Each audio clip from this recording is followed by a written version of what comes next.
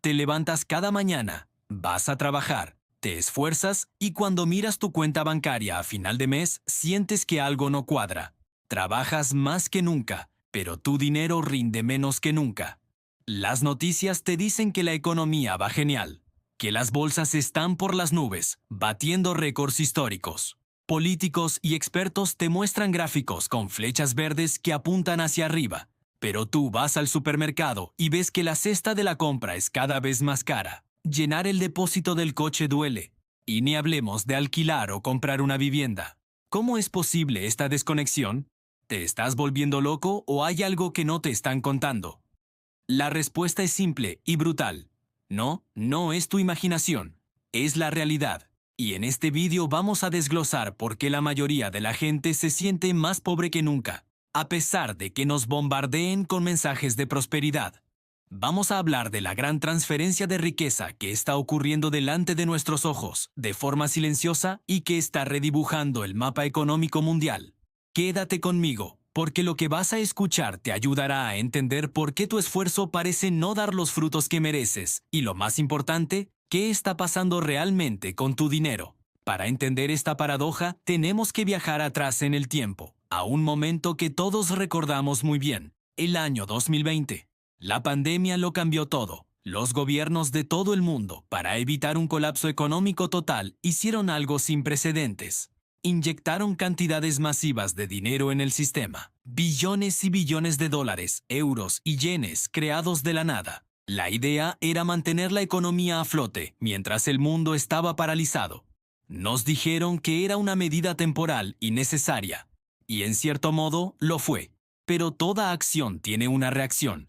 Y las consecuencias de esa decisión son las que estamos viviendo ahora. Piensa en el dinero como cualquier otro bien. Si de repente hay una sobreabundancia de tomates, ¿qué pasa con su precio? Cae en picado. Lo mismo ocurre con el dinero.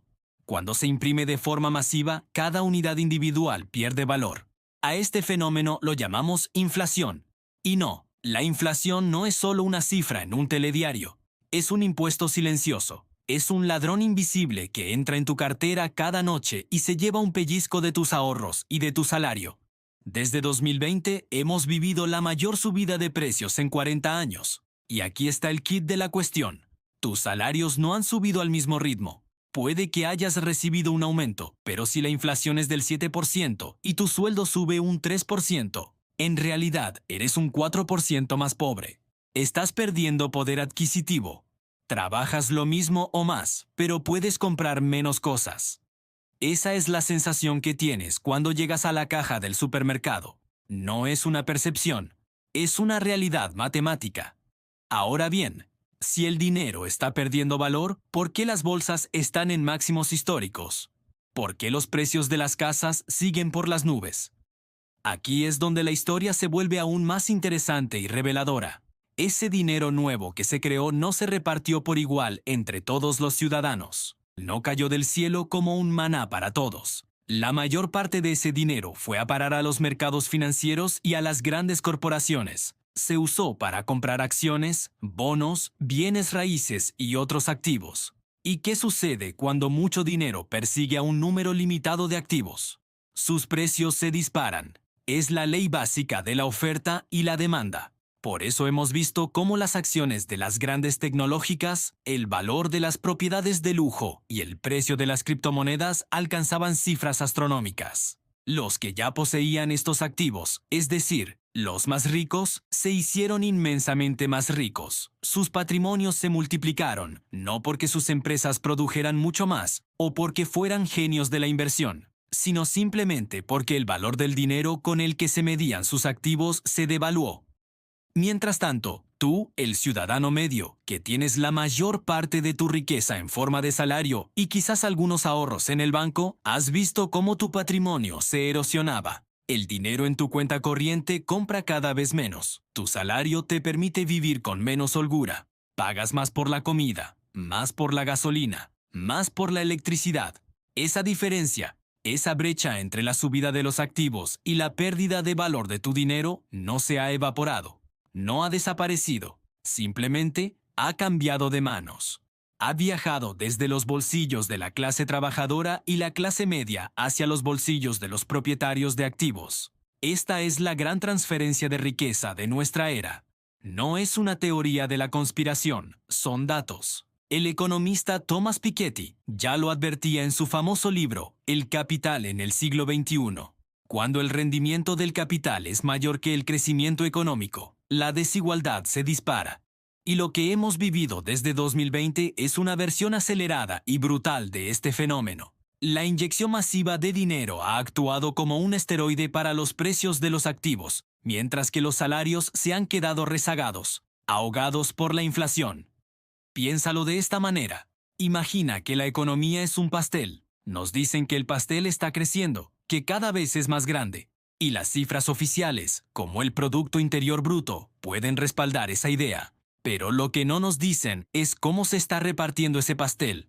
Una porción cada vez más grande se la están llevando unos pocos, mientras que la porción de la inmensa mayoría se encoge. Así que, aunque el pastel total sea más grande, tu trozo es más pequeño. Por eso, a pesar del crecimiento económico oficial, tú te sientes más pobre, porque, en términos relativos, lo eres. Esto crea una situación socialmente explosiva. La gente siente una profunda injusticia. Ven cómo unos pocos celebran beneficios récord mientras ellos luchan para llegar a fin de mes. Ven cómo los precios de la vivienda hacen imposible el sueño de tener un hogar propio, convirtiendo a toda una generación en inquilinos perpetuos. Ven cómo el esfuerzo y el trabajo duro ya no garantizan una vida digna y próspera. Esta frustración se manifiesta de muchas formas, en protestas sociales, en la polarización política, en un sentimiento general de desconfianza hacia las instituciones.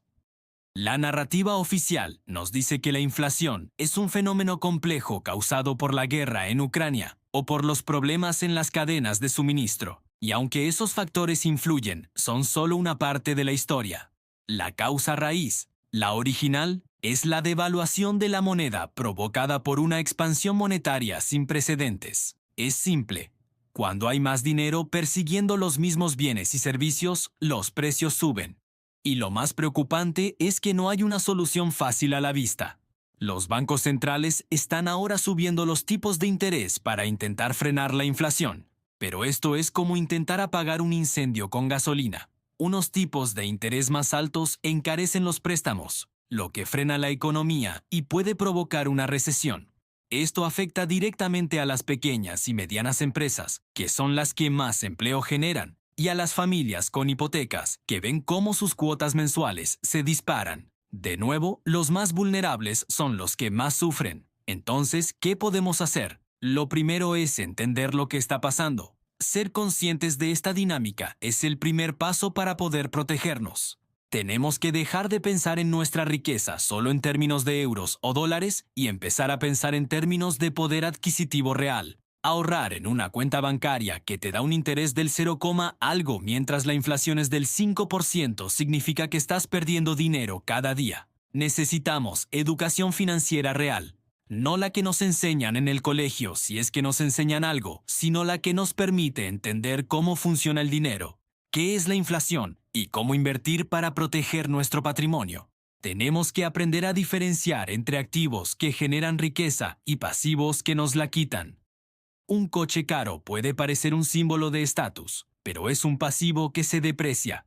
Una pequeña inversión en un fondo indexado, por otro lado, es un activo que, a largo plazo, puede crecer y protegerte de la inflación. La pregunta clave que debemos hacernos ya no es si estamos en crisis o si va a haber una crisis. La crisis ya está aquí. Lleva tiempo desarrollándose sigilosamente. La verdadera pregunta es, ¿quién la está pagando? Y la respuesta, por desgracia, es clara. La están pagando aquellos cuyo principal activo es su trabajo. La están pagando los jóvenes que no pueden independizarse. La están pagando los jubilados que ven cómo su pensión no les alcanza. La está pagando la clase media que se desangra silenciosamente. No es una crisis de escasez.